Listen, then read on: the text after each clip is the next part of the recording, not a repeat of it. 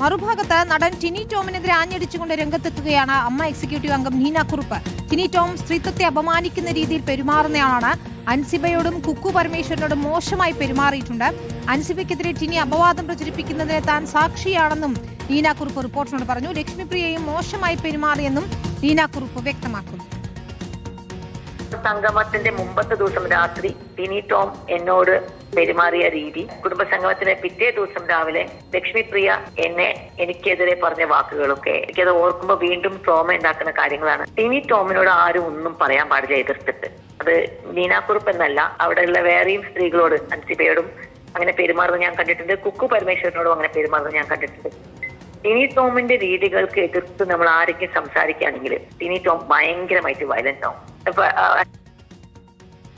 ഏതായാലും താരസംഘടന അമ്മയ്ക്കുള്ളിലെ തർക്കത്തിൽ നടൻ ജഗദീഷിന് കടുത്ത അതൃപ്തിയുണ്ട്. അടിയന്തര സമവായം ഉടൻ വേണമെന്നാണ് അദ്ദേഹത്തിന്റെ നിലപാട്. സമവായത്തിന് താൻ പരമാവധി ശ്രമിക്കുമെന്നും ജനറൽ ബോഡിക്ക് ശേഷം കാര്യങ്ങൾ തുറന്നു പറയുമെന്നും ജഗദീഷ് വ്യക്തമാക്കുന്നു.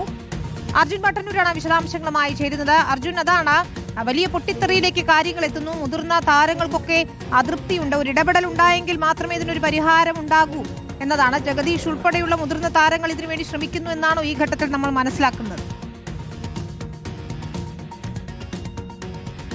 വിനീത, തീർച്ചയായും അങ്ങനെ തന്നെയാണ്. ഈ പ്രശ്നങ്ങൾ എത്രയും പെട്ടെന്ന് പരിഹരിക്കുക എന്നതാണ് അമ്മയുടെ നേതൃത്വത്തിന്റെ പ്രധാനപ്പെട്ട ലക്ഷ്യം. പ്രത്യേകിച്ച് അടുത്ത മാസം 21-ന് അമ്മ എന്ന സംഘടനയുടെ ജനറൽ ബോഡി യോഗം കൊച്ചിയിൽ നടക്കുന്നുണ്ട്. മോഹൻലാലും മമ്മൂട്ടിയും അടക്കം അമ്മയിലെ മുഴുവൻ അംഗങ്ങളും പങ്കെടുക്കുന്ന പരിപാടിയാണ്. സ്വാഭാവികമായും അതിൽ ഈ വിഷയം ചർച്ചയായാൽ അത് വലിയ തോതിൽ ചർച്ചയിലേക്ക് നീളുകയും അതോടൊപ്പം തന്നെ ഒരു നേതൃമാറ്റം എന്ന ആവശ്യം ശക്തമായി തന്നെ ഉയരുകയും ചെയ്യും. അതുകൊണ്ട് തന്നെയാണ് അതിന് മുൻപ് തന്നെ ഈ പ്രശ്നം പരിഹരിക്കുക എന്ന ശ്രമത്തിലേക്ക് നേതൃത്വം കടക്കുകയും ചെയ്യുന്നത്. പല പ്രധാനപ്പെട്ട നേതാക്കളും എക്സിക്യൂട്ടീവ് ഭാരവാഹികളുമായി ഈ വിഷയത്തിലടക്കം സംസാരിച്ചു എന്നാണ് മനസ്സിലാക്കുന്നത്. അതുതന്നെയാണ് ജഗദീഷിന്റെ വാക്കുകളിലും വ്യക്തമാകുന്നത്. ഇന്നലെ മാലാപാർവതി അടക്കമുള്ള താരങ്ങളും സമാനമായ അഭിപ്രായം പ്രകടിപ്പിച്ചിരുന്നു. എത്രയും പെട്ടെന്ന് പ്രശ്നം പരിഹരിക്കണം, അല്ലെങ്കിൽ സംഘടന തന്നെ പിരിച്ചു വിടണം എന്നതായിരുന്നു മാലാപാർവതി അടക്കമുള്ളവർ പ്രതികരിച്ചത്.